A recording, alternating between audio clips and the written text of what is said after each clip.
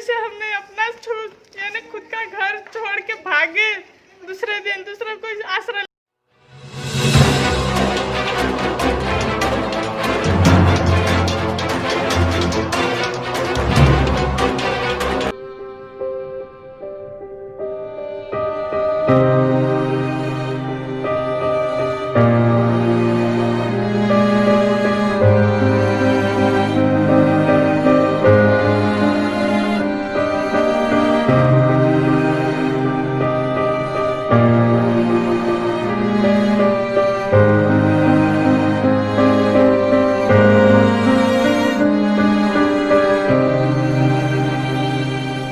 भंडारा क्षेत्र में आए बाढ़ से यशोदानगर बेला भी पूरी तरह से पानी में समा चुका था, लेकिन शासन प्रशासन की ओर से किसी प्रकार की बचाव सहायता नहीं मिली, ना ही खाने पीने की व्यवस्था की गई तथा यशोदानगर के रहवासियों ने घर डूबते समय बचाव कार्यों के लिए मकान पर लगी पानी के टंकी को आधी काटकर उसमें छोटे बच्चे, बुजुर्ग, महिलाओं को बिठाकर परिवारों को बचाया गया।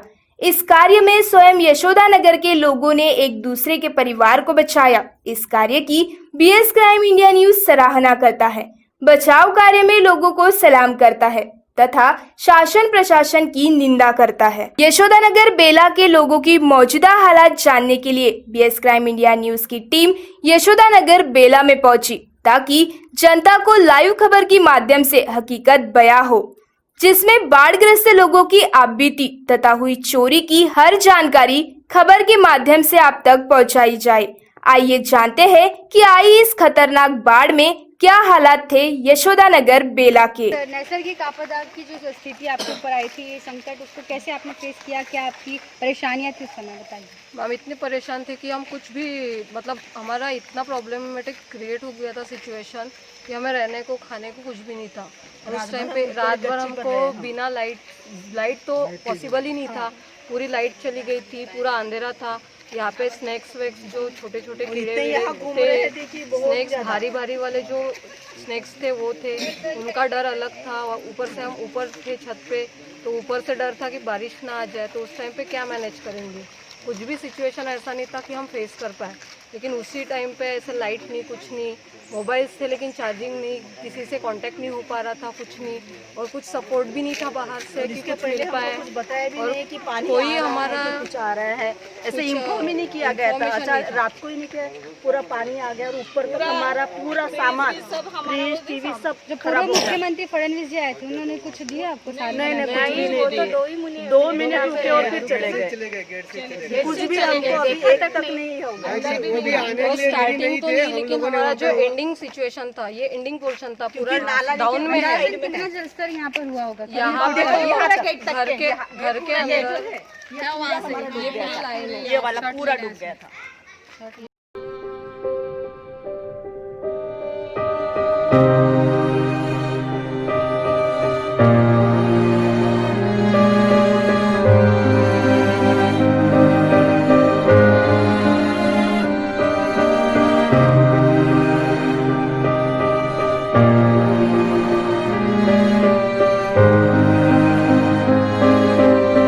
मैं शिल्पा खंडे यशोदा सिटी से बात कर रही। जब बाढ़ आई थी तो हम इतने दहशत में थे कि हम 3 दिन सोए भी नहीं थे।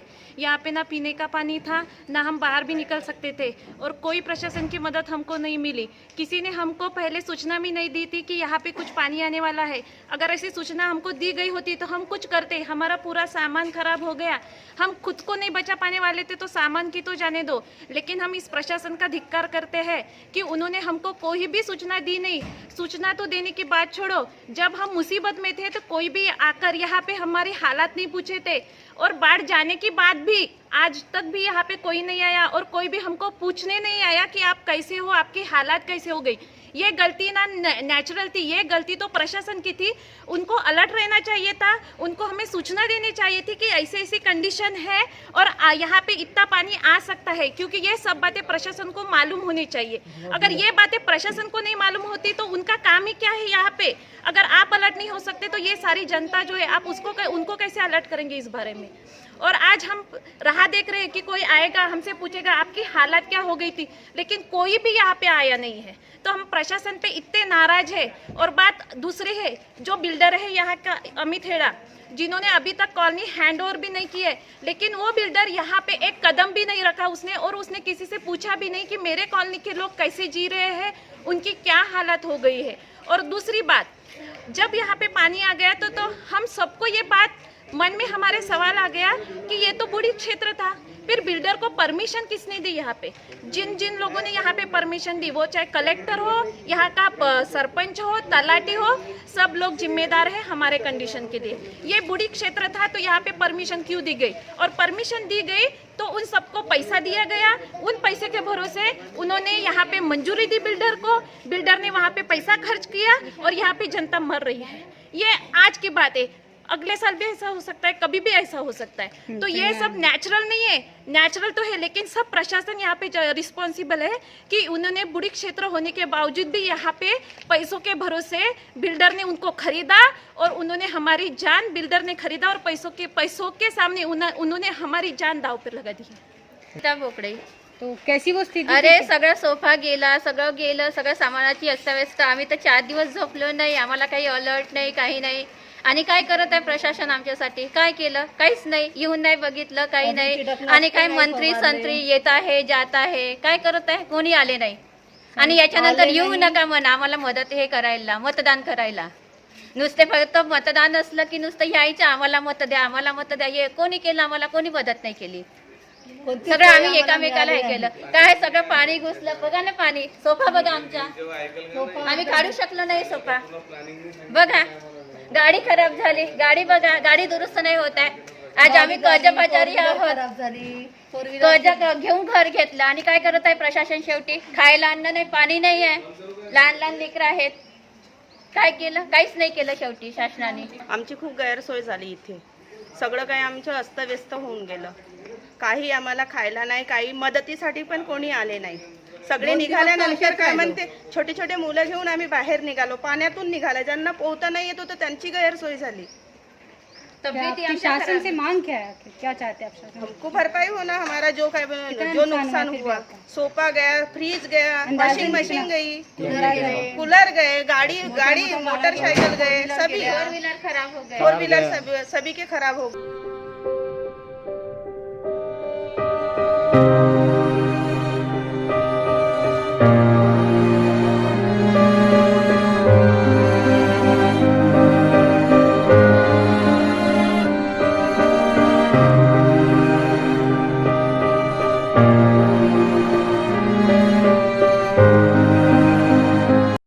यशोदा सिटी के और भी जो लोग थे, हम उनसे उनकी प्रतिक्रिया जानना चाहेंगे कि किस प्रकार उन्होंने इस आपदा को झेला है।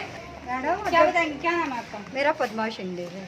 तो क्या बताएंगे कैसे, मतलब आपने इस मैडम बाढ़ को जब फेस ये किया? बाढ़ आई तब कोई भी सहायता करने के लिए कोई भी नहीं आया और पूछताछ करने के लिए भी कोई नहीं आया।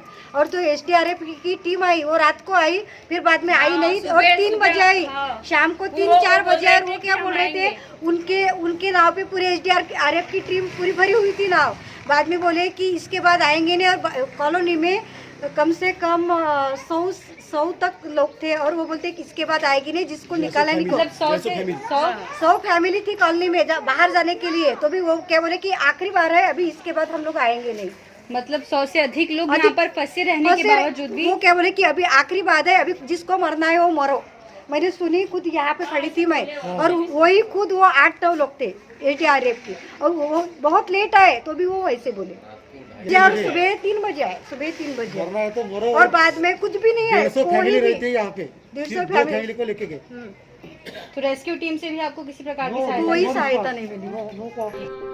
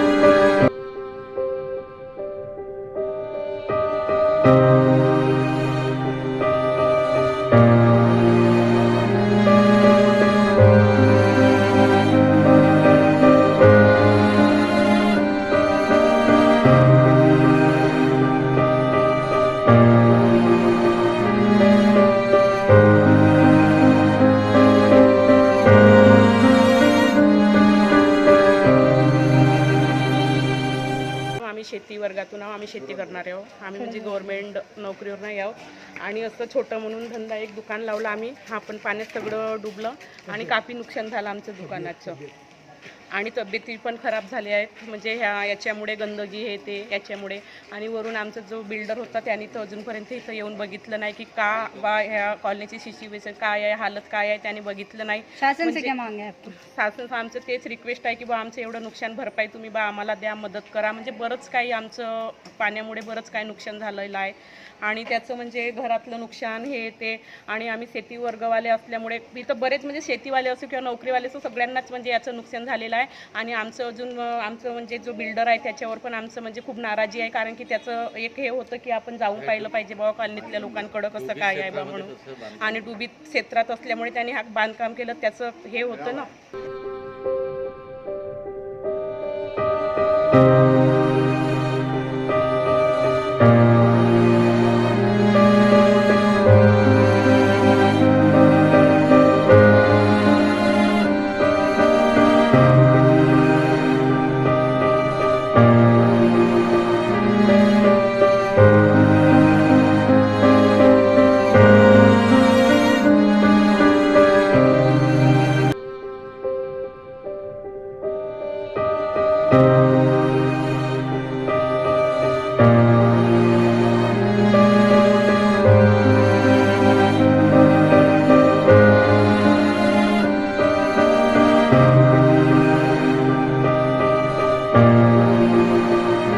ये बाढ़ की आपदा के बाद एक दर्दनाक ही कहा जाएगा किसी के लिए कि बाढ़ का सामना करने के बाद और एक दुर्दाई घटना होना ये वाकई बहुत निंदाजनक बात है. तो यहाँ यशोदा सिटी में बाढ़ का पानी सूखने के बाद 4 घरों में चोरी हुई और उनमें से एक घर में हम अभी खड़े हुए हैं. सर, क्या आपके घर में जो बाढ़ का पानी सूखने के बाद चोरी हुई तो आप क्या कहना चाहेंगे इस पर? हम बाढ़ आई थी यहाँ पे, तो हम बाढ़ के बाद में थोड़ा साफ़ सफाई करके बाहर चले गए. हमको लगा अभी पूरी गंदगी थी यहाँ पे, सैनिटाइजर कुछ नहीं था, इसलिए हम चले गए. रात को चोरी हो गई और 8,000 रुपये कैश लेके चले गए. पूरा दरवाज़ा फूट गया. देख सकते हैं आप, देख सकते हैं कि इनके दरवाजा तक नहीं छोड़ा गया है, दरवाजा तक टूट गया हुआ है. तकरीबन 8,000 रुपए का इनका चोरी की गई है. इनके घर में बाढ़ का पानी, गंदगी इस कदर थी कि बदबू के कारण घर में नहीं ठहर पाए, जिसकी वजह से बाहर गए तो चोरों ने अपने हाथ साफ कर लिए. यहाँ पर इनका 8,000 रुपए का नुकसान हुआ है. दरवाजा तोड़ के चोर उनके घर में घुस गए और इस वारदात को अंजाम दे दिया. यशोदा सिटी में एक नहीं बल्कि 4 घरों में चोरी की वारदात हुई है. और बाढ़ ने तो वैसे ही लोगों का मतलब इतना नुकसान कर दिया है कि हम उसके बारे में क्या ही बताया आपको. राशन, इनके इलेक्ट्रॉनिक्स, इनके ऑटोमोबाइल, सारी चीजें मतलब बाढ़ की वजह से तहस नहस हुई है, बर्बाद हुई है. हम आपको सारा क्षेत्र दिखाने की कोशिश कर रहे हैं इस समय कि 3 दिन जल भराव रहने के बाद बाढ़ की बात की ये तस्वीर हम आपको लाइव खबर के माध्यम से दिखाना चाह रहे हैं. लेकिन अब तक यहाँ पर ना शासन प्रशासन का कोई अधिकारी आया है, ना कोई लोक प्रतिनिधि. यहाँ के लोगों की सूध लेने के लिए उन्होंने कैसे उस स्थिति का, उस आपदा का सामना किया, इसके बारे में जानने के लिए अब तक कोई भी प्रकार का अधिकारी ना कर्मचारी कोई नहीं आया है. ये लोग अपनी इस दास्तान आज BS क्राइम इंडिया न्यूज़ के लाइव खबर के माध्यम से आपको सुना रहे हैं. तो आप ज़्यादा से ज़्यादा इस खबर को शेयर करें ताकि शासन प्रशासन की आंखें खुले और वो भंडारा शहर के उस हर क्षेत्र का, ये देखिए बाढ़ की बात की जो तस्वीर हम आपको दिखा रहे हैं, इन दीवारों पर ना जाने कितने खर्च करके लोगों ने अपने आशियानों को संवारा होगा. और उसके बाद जो तस्वीरें आप देख रहे हैं वो आपके सामने है. ये देखिए दीवारों पर निशान दिखाई दे रहे हैं, ये बाढ़ के कारण हुई है. यहाँ पर कम से कम बताया गया है नागरिकों ने कि कम से कम इतना ज्यादा पानी यहाँ पर था. पूर्व सूचना मिल जाती तो शायद इतना नुकसान ना उठाना पड़ता. जी, आपके घर की चीजें खराब हुई है बाढ़ के कारण. तो चावल दाल सब मसाले उसाले हमसे उठाए नहीं गया, पानी चढ़ते गया. फिर हम क्या करेंगे, हमसे कोई पूर्व सूचना मिली थी कि बाढ़ आ सकती है कि कुछ हो थे? आपको नहीं रात का मालूम ही नहीं हमको. रात को है. कितना नुकसान हुआ है लगभग इस बाढ़ में आपका? अब तो क्या बताए, सब गेहूँ चावल दाल दाना सब गया. आपका नाम क्या? प्रीतम रामटेके। क्या बताएंगे सर, बाढ़ की आपदा को आपने कैसे फेस किया, कैसे सामना किया? बहुत ही पहली बार इन्हें ऐसे फेस किया कि ज़िंदगी में इस तरह से बाढ़ आ गई। तो कभी ऐसा सोचे भी नहीं थे कि बाढ़ आएंगी और इतना सारा सामान जो है तो खराब होगा। तकरीबन कितना नुकसान हुआ है फिर भी आपका? 2 से 2.5 लाख का खर्चा इन्हें पूरा नुकसान हो गया हमारा। 2 से 2.5 लाख का नुकसान हुआ। क्या मांग चाहते हैं आप शासन प्रशासन से? जितना भी हमारा जो नुकसान हो गया उसकी भरपाई मिले हमको, यही चाहते हम। कोई सांत्वना वगैरह मिली थी या पूर्व सूचना? कुछ नहीं। कोई लोग कोई प्रतिनिधि नहीं आए, किसी ने बताया नहीं हमको कि ऐसा ऐसा होने वाला है, बाढ़ आने वाली है, किसी ने हमको सूचना दी है नहीं। क्या करना चाहिए, जो गवर्नमेंट का कोई काम होगा वो जो उनका काम है देखने का। कितना नुकसान हुआ फिर भी आपका? नुकसान मुझे गाड़ी नुकसान हुआ, 2 मोटरसाइकिल नुकसान हुई है, फ्रिज, टीवी, LCD, दीवान और फ्रिज। देखिए आप सारे यहाँ पर देख सकते हैं किस कदर तहस हुआ है। सारे निशान बाढ़ अपने छोड़ गई है। ये भयानक तस्वीरें आपको सबूत दे रही है उस दर्दनाक मंजर का जो यशोदा सिटी के लोगों ने फेस किया है। और कैसे हमने अपना यानी खुद का घर छोड़ के भागे दूसरे दिन दूसरे को आश्रय लेने के लिए। पीने के पानी की व्यवस्था कुछ नहीं आया। पास आ रही कि हम खुद साफ सफाई नहीं कर सकते, कुछ नया फर्नीचर पूरा रिटर्न का पैसा लगा दिए अपने घर। देखिए आप देख सकते हैं कि मतलब सारा कुछ नया रहने के बावजूद पानी के बाद यहाँ की स्थिति क्या हुई होगी। जब 7 से 8 फुट यहाँ पर जब पानी का जल भराव हुआ होगा तो वो क्या स्थिति होगी, वो क्या मंजर हुआ होगा जो नागरिक सहन नहीं कर पाए। आज वो भावुक हो गए हैं वो मंजर याद करके जो उस दिन बाढ़ ने किया था। जो ये सीन था वो देखने लायक था और ऐसा किसी को देखने लायक होना भी नहीं चाहिए। आज मेरी यहाँ पे दुकान है, मेरी आदमी भर दुकान वो डूब गई थी, पूरा सामान ये हो गया वैसे। तो यहाँ के लोगों को इतनी परेशानी हुई कि आखिर लोगों को यहाँ से भागना पड़ा। लोगों ने अपने ही ये बच्चे लोगों को उठा के सब लेके गए। माजी मुख्यमंत्री आए थे यहाँ पे, वो एग्जैक्ट उनका प्रोग्राम यहाँ पे नहीं था, इनका प्रोग्राम था सीताराम सिटी में था। हालांकि हमारी जो यशोदा सिटी थी उनसे ही ज़्यादा हमारी यशोदा सिटी डूब गई थी, लेकिन उन्होंने प्रोग्राम हमने 5-6 लोग मिलकर हाईवे पे जाके उनको रोका, विनती की, रिक्वेस्ट किए कि भैया हमारा थोड़ा ये सिटी में चलो, देख लो आप हालचाल। आए 5 मिनट में और चले गए, निकल गए। कुछ उसके बाद उन्होंने किसी प्रकार की मदद का कुछ आश्वासन नहीं दिए, सीधा देख लिया और 2 मिनट में निकल गए यहाँ से। उसके बाद में ना स्थानीय यहाँ का आमदार आया है हमको देखने के लिए, ना कुछ प्रशासन ने कुछ। हम यही चाहते हैं अभी तुम्हारे माध्यम से, क्राइम माध्यम से, क्या इन लोगों को कुछ गवर्नमेंट की तरफ से कुछ निधि प्राप्त हो जाए, नुकसान भरपाई हो जाए, वही विनती करते हैं।